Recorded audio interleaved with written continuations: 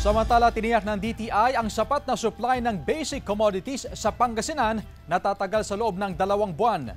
Yan ang balitang tinutukan live ni Jasmine Gabriel Galban. Jasmine? Chris, tuloy-tuloy ang monitoring na ginagawa ng DTI sa mga pamilihan, ganun din sa mga supermarket para matiyak na walang mga makakapanamantalang mga tendera ngayong panahon ng kalamidad. Dagsang mga namimili ng pagkain sa mga grocery stall sa Mangaldan Public Market dahil kasi sa naranasang pag-ulan at pagbaha. Maraming mamimili ang nais na lang mag-stock ng supply sa kanilang mga bahay. Marami naman po, mga noodles, sardinas. Sir, kumusta ang presyo? May pagtaas ba? Wala naman po. Sa monitoring ng Department of Trade and Industry o DTI Pangasinan, sasapat daw sa loob ng 2 buwan ang supply ng basic commodities sa probinsya. Kaya walang dapat ay kapangambang mga consumer. Wala rin dapat na paggalaw o pagtaas sa presyo ng mga bilihin. Babantayan ng DTI ang mga retailers sa palengke na posibleng manamantala sa presyo ng bilihin. Usap tayo sa ating mga retailers na sana po ay pagho tayong magsamantala sa mga panahong ito, bagkos ay tulungan natin ang mga kababayan natin. Automatic din ang price freeze sa mga lugar na nasa ilalim ng state of calamity. Nakapag-issue na tayo ng price freeze sa Umingan kasi siya po yung unang munisipyo na nag-declare ng state of calamity.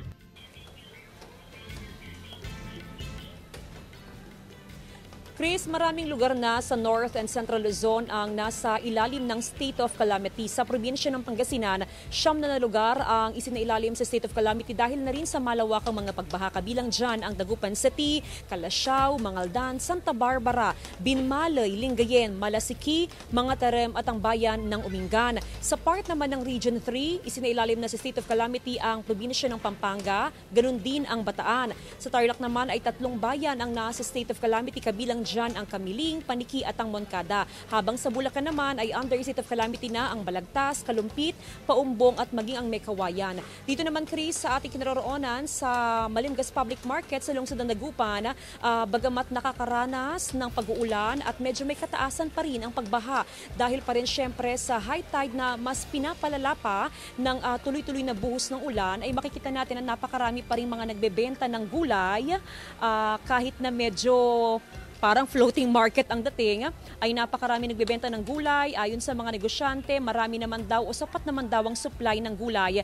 Kahit pa nga yung mga native na mga gulay, yun nga lamang asahan natin yung pagtaas o yung bahagyang pagtaas sa presyo sa ngayon ng gulay, especially yung mga highland vegetables dahil nga doon sa kakaunting supply ng gulay mula nga sa probinsya ng Benguet. Hanggang sa mga oras ito, Chris, ay napakarami pa rin yung mga namimili dito nga sa palengke at actually, yung mga namimili, Chris, galing pa yan sa iba't ibang mga barangay na naglalakad na lamang papunta dito sa pamilihan. Bukod sa mga gulay, Chris, ay napakarami rin yung mga benta na karne ng baboy, baka at ng manok. Doon naman mismo sa loob ng Malimgas Public Market. Tuloy-tuloy ang ginagawang monitoring ng DTI, ganun din ng Department of Agriculture para matiyak nga, well, number 1, yung sapat na supply sa bilihin at pangalawa, syempre yung adjustment doon sa presyo para matiyak naman na kayang-kayang abutin pa rin ang presyo ng ating mga consumers, especially ngayon na panahon ng kalamidad, talagang hirap na hirap din ang ating mga kababayan. Chris? Maraming salamat, Jasmine Gabriel Galban.